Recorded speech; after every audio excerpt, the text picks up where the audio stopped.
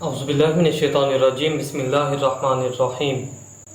تمام دیکھنے اور سننے والوں کو السلام علیکم ورحمۃ اللہ وبرکاتہ۔ اگر کوئی شخص کسی چیز کا بھی حکمران بنے، اسے اس چیز کے ساتھ نرمی کے ساتھ پیش آنا چاہیے، اس کے حقوق کو پورا کرنا چاہیے۔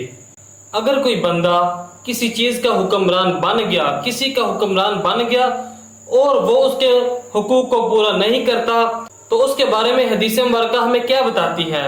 اور حدیث مبارکہ سنتے ہیں کہ رسول اللہ صلی اللہ تعالی علیہ وآلہ وسلم نے ارشاد فرمایا، جو شخص میری امت کے کسی معاملے کا بھی ذمہ دار بنے، بس وہ ان کو سختی میں مبتلا کرے تو بھی اس کو مشقت میں مبتلا کر، اور جو شخص میری امت کے کسی معاملے کا بھی نگران بنے اور وہ ان کے ساتھ نرمی کے ساتھ پیش آئے تو بھی اس کے ساتھ نرمی کے ساتھ پیش آ۔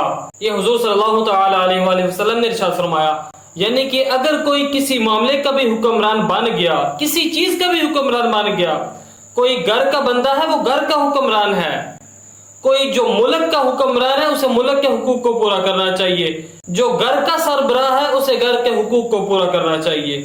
المختصر یہ کہ کوئی کسی چیز کا بھی حکمران بن گیا، اسے اس کے حقوق کو پورا کرنا چاہیے۔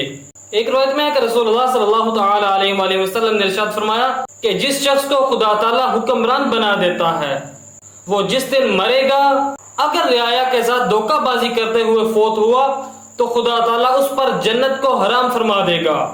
آج ہم اگر اپنے حکمرانوں کو دیکھیں تو پھر ان کے ساتھ کیا معاملات ہوں گے؟ اگر کوئی حکمران اچھے طریقے کے ساتھ، نرمی کے ساتھ اپنی رعایا کے ساتھ پیش آئے، خدا تعالیٰ اس پہ نرمی کرے گا۔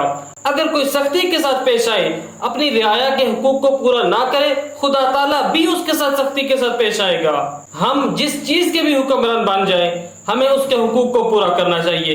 اللہ تعالیٰ کی بارگاہ میں دعا ہے کہ اللہ تعالیٰ ہمیں اس پر عمل کرنے کی توفیق عطا فرمائے۔